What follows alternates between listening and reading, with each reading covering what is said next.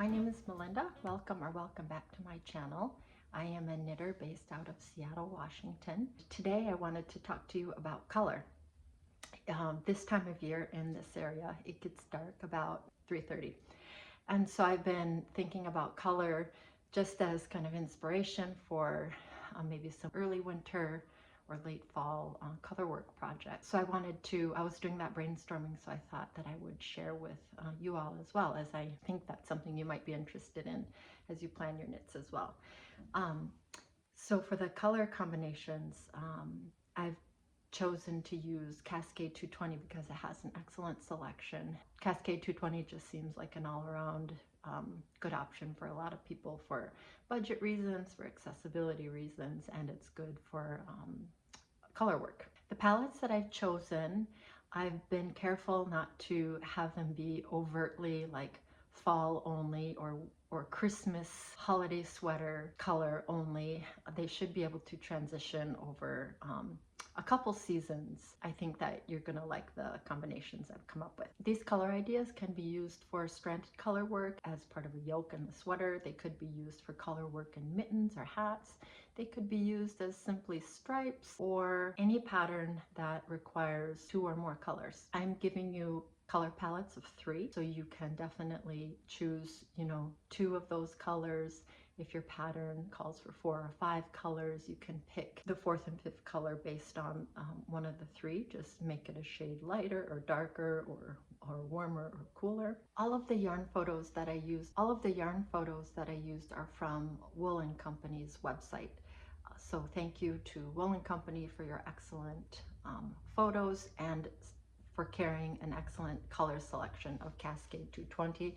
I will definitely be linking them in the description below. All right, so the first set of color combos I have for you is a trio, a Thanksgiving trio, Thanksgiving inspired trio, I'll call it.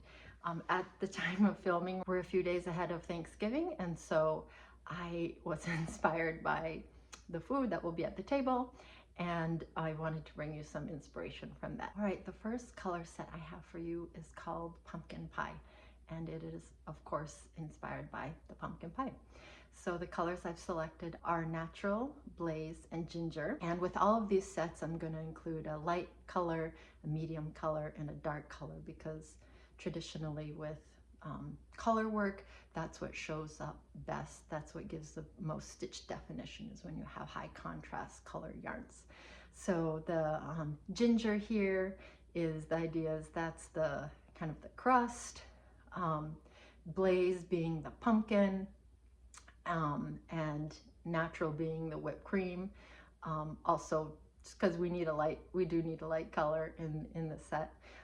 This Blaze, of course, is a bit brighter than a pumpkin pie orange, but I like the idea of it being bright and bold because somehow that feels like it could be worn in the spring as well, because these are warm colors, but they're also very bold and punchy. So I thought that was a way to get a bit more wear out of these colors. Okay, and the next color set I will call Cranberry Sauce. And of course, featured here is burgundy for the cranberries, and white, because that needs to be included, and gold fusion, which here represents the strips of orange peel that people often put inside their, or orange zest that people put in their cranberry sauce to give it some acidity and some citrus notes. So that's the idea behind this color set. I like that this feels like fall, but it also is bright enough to wear in the winter and in the spring. Okay, and the last set in the Thanksgiving trio is green bean casserole. So I gave you some kind of red and orange options, and I wanted to steer in the direction of greens and browns. So for this one, I'm using the color brown, palm, and beige. And the palm color is for the green beans, of course. The brown is for the bacon bits or meat that people may sprinkle on top, and the beige represents the almonds that you would put on top. This brown, of course, is darker than bacon, but all the kind of reddish bacony colors that I found didn't have enough of a contrast with the green. They were both kind of that mid tone saturation, so I needed something a bit darker. So of course, with any and all of these, you can just take this as a starting point and as an inspiration, and either use the Woolen Company's website or the specific yarn you're using and see what different shades of these sets that you might find. If you like this color roundup so far, please do subscribe, because I definitely plan to make more of these in the future. They were a lot of fun to make, and I know I'll be using them myself for future reference. Okay, and the next set I'm calling the Late Fall Trio. And the idea with these is that these colors are less saturated than the Thanksgiving or start of fall shades are really bold and bright. These are a little bit more subdued, and I think that they will also wear really well into early winter and beyond. Okay, so the first set in this trio is called Cozy Cabin, and it is 3 shades of brown. So the darkest being Van Dyke Brown, and the middle being Carob Brown, and the lightest shade being Sand. And again, I think this gives like woodsy, being in the woods, being in a cabin vibes because of the shades of brown, of course. And it's just, it's a cozy kind of subdued color set that isn't too hard on the eyes, and it doesn't necessarily have a pop of color, may be easier to wear. So I like this set as well. Okay, the next set I am calling Frost on the Leaves. And this may be a little unusual of a pairing, and definitely is the brightest of the sets here. But the idea is that you've got the ginger and gold as the leaves, as the core autumnal color, but then you have a shade of blue, cyan blue here, as the quote-unquote frost on the leaves. And I like this because it is autumnal, but it's like these primary colors, like warm shades of primary colors that again you could wear into winter, you could wear into spring, but it feels autumnal. And with this one specifically, I think the blue, it could look really nice as well with a lighter and even cooler shade of blue. That would be another nice option, but I wanted to include this set as something maybe a little bit unconventional, unpredictable, and something fun.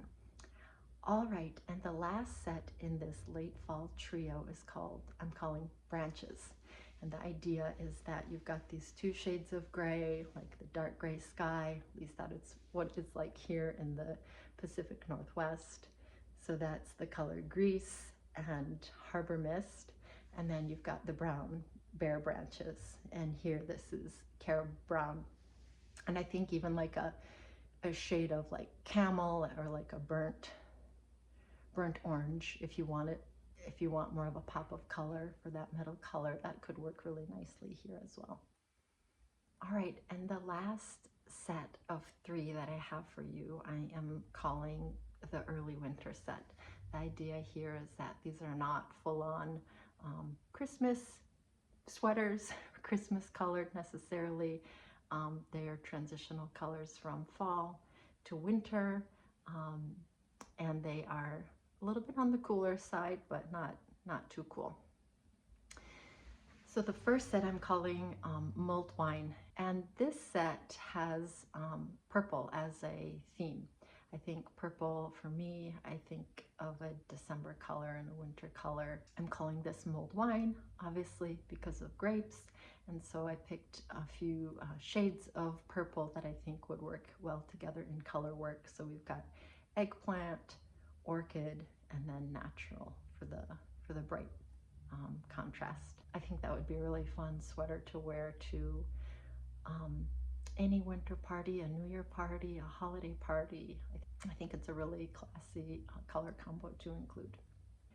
Okay, and the second set in the early winter color palette is Pines, and this is a green-based color set, and it's got a darker color, hunter green, a mid-tone green, Christmas green, although this looks like a really cool green to me. It's interesting they call it Christmas green, because I think that of more of like a Kelly, more of a yellow green, but this is beautiful, and white. And so again, I think this is It can be Christmassy, it can be a holiday sweater, but it doesn't have to stop there. It could easily be worn on through the winter and again, even to spring. Why not to St. Patrick's Day? And then the last set I have in this early winter trio, and maybe this is more kind of core winter as it's the coolest of all the palettes that I've put forth today, is what I'm calling ice. And so it is Greece, Stratosphere, and Harbor Mist. And again, the idea being that it's on the cooler side of the color palette, and so it looks, you know, it looks more icy, it looks more cold, especially that bright blue as a pop of color, I think does give winter vibes. And I think this would be really fun to wear when you're out in the snow, snowshoeing or cross-country skiing or skiing. Obviously, you probably have gear over top of it, but it's a nice, fun snowy layer to have on. So again, these are just starting points. I hope you can use these as inspiration. Cascade 220 has an amazing assortment or range of colors. I know not all yarns do, but you could use this as a reference to take with you. If you have a different yarn in mind, you could look at their color cards online and see what's inspiring you based on these. And I mentioned earlier in the video, but I want to go over again here. I want to give you some practical tips on how to use these colors. So the idea with this trio set is that they are high contrast, and that's what you want for your colorwork motif to show up, whether it's in a yoke or a hat or gloves. Or even stripes. Stripes will stand out more in contrast if that's the look you're going for. Usually you choose a main color. One of the colors will be your main color, and the other two colors will be the contrasting color. So the main color in the sweater would be what your arms and body are on, and then the two contrasting colors would be in the yoke.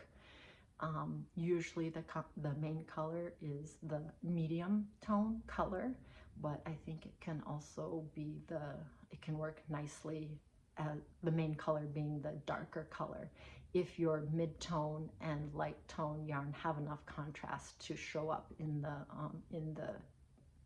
the color work. It's smart to swatch with whatever colors you're picking to see if your motif is showing up enough. And the go-to tip that I've seen a lot is people turn their phone camera on grayscale, and you should be able and take a picture of your swatch with the colors you've chosen, and you should be able to see a clear separation of the dark, medium, and light colors. If two of them are blending, you can't quite tell in grayscale. If they are different colored yarns, then you know there isn't enough of a tone difference in them. So that's a good resource to have as well. And then again, if your pattern calls for 4 or 5 colors, what you can do is start with these trios as your base and add one lighter accent and one darker accent color from your mid-tone color and incorporate those into the design. So those are the color combos I have for you today. I hope this finds you well, maybe cozying up to some post-Thanksgiving pie, some leftovers, a cup of coffee while you're knitting, and I hope that this will give you some inspiration in the coming weeks and months. I'm curious if you are a colorwork knitter, how you go about deciding your color choices. I'm curious what you think are good colorwork beginner-friendly patterns. I'm a new colorwork knitter myself. So I'm curious about you guys' thoughts on that. I'm curious if you have any favorite color combos you've done or you've seen online or just have come up with. I think it would be really fun to have a chat in the comments about that. So again, I hope this finds you well, and happy knitting.